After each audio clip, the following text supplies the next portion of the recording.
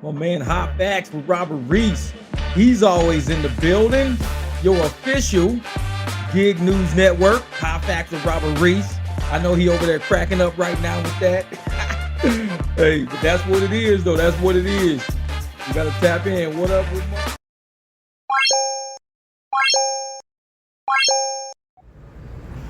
Hot Facts with Robert Reese here, people. The official news channel of the gig economy. Got a great video right here. Now, this came from CBS, okay, and it came from the Money Machine. They do this. It's about business, what's going on. Now, everybody knows that here in California, we have Prop 22. The drivers here who are on the gig-based apps, okay, they are allowed to get medical insurance. They get their benefits. There's other things that we do have also, but our minimum wage has already been increased. And however inflation goes, it's set up in our Constitution here in California that when inflation goes up, they pay us more money also. So July 12th, New York City, they have a proposed minimum wage that starts, okay? And they're gonna break this down. Now at the end of this, we'll go ahead and talk about it, okay? But take a look at this. This is from CBS News, okay? And they are talking to everybody in New York City in the gig economy. They will reference the gig economy. So therefore, people, you are watching Hot Facts with Robert Reese, the official news channel of the gig economy. Let's go ahead and take a look at this. App-based food delivery workers in New York City might be about to start making money. Mayor Eric Adams announced over the weekend that starting July 12th, the minimum wage for food delivery workers, such as those at Grubhub, Uber Eats, and DoorDash, will increase from just over $7 to nearly $18 per hour. Stefanos Chen is joining us for more now. He's a reporter for the New York Times. So, Stefano, explain more about what this law includes. I mean, we say that it's That's app-based. a big jump. Yeah, it's a big jump, but also we say that app-based delivery workers are the ones that are going to be included in this increase in the minimum wage. But there are certain restaurants that my wife and I call that are not on the apps. Yeah. Like I'm thinking of my favorite Vietnamese restaurant down the street from me, Saget. They're not really on the apps. You have to call the restaurant. The delivery workers, are they not covered under this? Well, so what this is primarily dealing with about 60,000 app-based delivery workers in New York City, but that's not all of them. There's plenty of delivery workers who are not on these apps, though this is a workforce that's really grown pretty exponentially since the start of the pandemic. And it's the folks that you see who are typically on a bike or an e-bike with their cell phone, and they are connected to one of these apps like DoorDash or Grubhub. But your local Vietnamese place, I think they might have a different setup, and these rules would not necessarily help them. But industry-wide, I think this is going to have a big impact. Just out of curiosity then, why was this necessary? How much are these delivery guys making? How busy, how much, I guess, what do we know about this kind of gig economy and how much money they do make? Well, we know it's pitifully low in some cases. Yeah. I mean, these men and women really struggle out there. I mean, you think about the really apocalyptic weather we've had in the city in the last couple of weeks, and these folks were out there delivering food in it. And we've seen, and there's research on this showing that in some cases, on average, these delivery workers are making about $4 and change, not including tips, per job. So you read a quote from the city where their average per hour is about $7.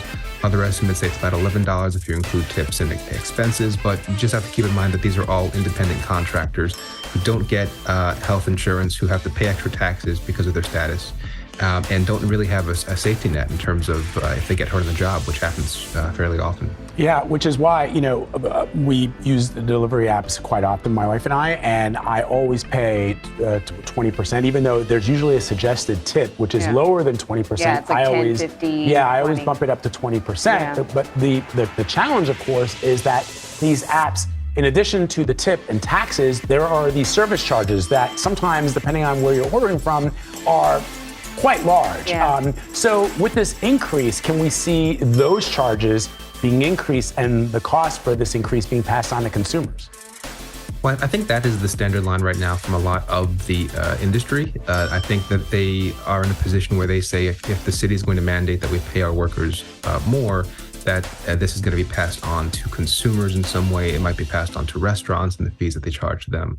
But I think there's pushback on that in terms of some research done that shows that a similar minimum wage requirements have been made in kind of an analogous industry in for-hire vehicles like Uber and Lyft a few years ago, and the results from that show that actually the prices have gone up moderately for customers, but in many cases efficiency improved with delivery, time of arrival, and the actual living wages for the workers in that industry rose pretty dramatically. So time will tell how this industry shapes out. So I know that I've been guilty of ordering delivery for our local pizza place, Fiesta Pizza. I feel like I got to give them a shout out. Give them a shout out. Now, I could easily drive there. It's probably less than 5 minutes. I could take a leisurely walk. It'll take me 10 minutes, but just deliver it. Because the cost is worth it to me. My personal time, it's worth it for the tip or whatever. My wife is the opposite. Yeah, your wife wouldn't let me do she'll that. She'll say, like,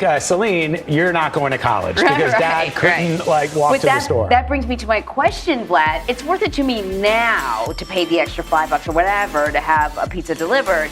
But if it becomes, more than that, maybe I'll just go get it myself. So the question is, could this backfire if consumers don't want to pay higher prices?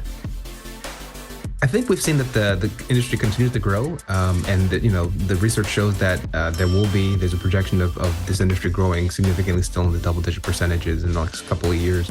And so people are still going to need this service, and I'm definitely guilty of that too. You don't have time, you've got kids at home, delivery is still going to be the way to go. And so I think that they're trying to mitigate that increase in cost with balancing getting a livable wage for these folks and what it means for consumers. All of that, I think, is still to be determined, and the industry, the companies behind this are already sort of figuring out and thinking about what they'll do next. And there's already legal threats about what they'll do to try to prevent the city from enforcing this minimum wage increase. Wow. Well, it's a hard job. They grind out it out every cent that they earn. I recently saw a delivery a guy on a delivery bike get hit by a taxi. Whoa. They put their lives at. Now, I have said this before. The industry is growing and growing and growing. I said that more and more companies will be going into the delivery platform. Now check this out. The studies have went up, and I put them up on my channel. Now, okay, Uber and DoorDash, they went up so much in revenue that it was ridiculous, okay? Ridiculous. They're still going to increase. No matter what fees that they give a customer will still go ahead and order.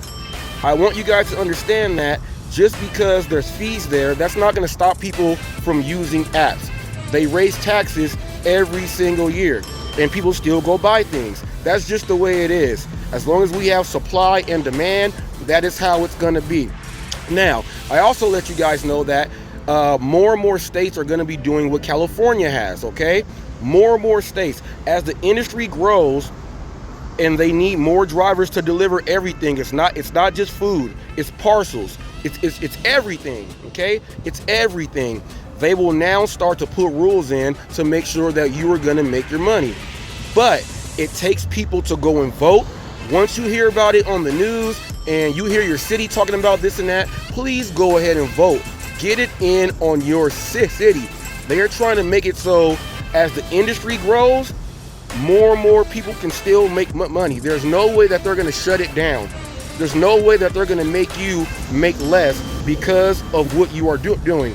People complain about using their own vehicles, so they start giving us more money because we use our own vehicles. Now, the corporate places, the W-2 places, they really don't like that, but as long as it's voted in, you cannot take it away because it takes a 7th, 8th vote here in California. More and more of these states will implement all of that stuff too. Also with the inflation. As inflation goes up, more and more of these cities and states, the ones who are doing a minimum wage, they're going to make sure that the people are going to get what they deserve. Now, the tips and everything else, you're going to make that on top. Do not include tips in what you just heard here. Do not include tips on when you're talking about yourself, okay? They're only talking about what you are getting paid and the fees and service fees and things like that. The tips are what you get based upon your own service itself, okay? The industry is growing and growing and growing. Don't listen to people when they say no one's ordering. If they add in this, they're going to stop. Don't listen to it. Get the facts. Take a look at all the articles that I have put up about this stuff over about a year and a half. Take a look. Take a look. Read it for yourself, and then you'll see. This is Hot Facts with Robert Reese.